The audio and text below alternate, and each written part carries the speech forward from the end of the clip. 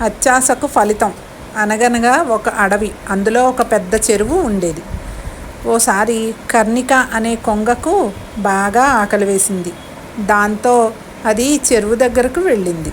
చేప పిల్లల కోసం చాలాసేపు వెతికింది. కానీ ఒక్క చేప కూడా దాని కంటపడలేదు.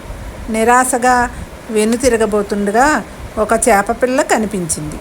ఆలస్యం చేయకుండా చటుక్కున నోటితో దాన్ని పట్టుకుని చెరువు గట్టు మీదకి చేరుకుంది.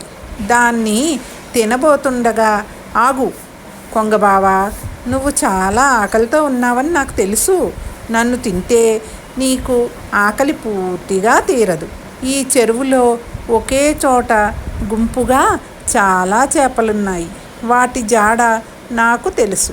అవన్నీ నాకు శత్రువులు. నన్ను విడిచిపెడితే అవి ఉండే చోటును నీకు చూపిస్తాను.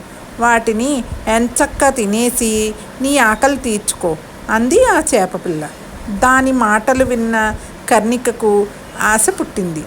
ఒక్క చేపను విడిచిపెడితే 100 చేపలు దక్కుతాయి కదా అని మనసులో అనుకుని తెగ ఆనందపడింది. చేపపిల్ల మాటలను నమ్మింది. వెంటనే దాన్ని విడిచిపెట్టి అది చూపించిన చోటులో ఆశగా వెతకసాగింది. చాలా సమయం గడిచింది. ఒక్క చేప కూడా కనిపించలేదు.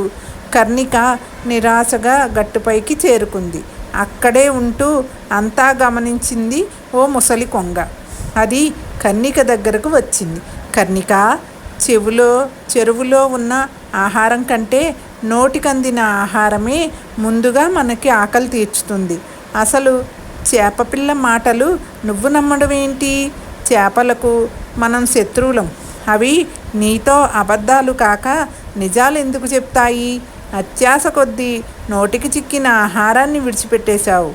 ఆకలి తీరాలని ఆశపడటం తప్పు కాదు, కానీ అత్యాశకు పోతే మాత్రం ఫలితం చేదుగా ఉంటుందని గ్రహించు అంటూ హితబోధ చేసింది.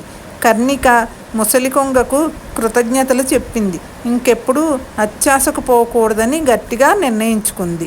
ఈ కథ కనుక మీకు నచ్చినట్లయితే లైక్ చేయండి.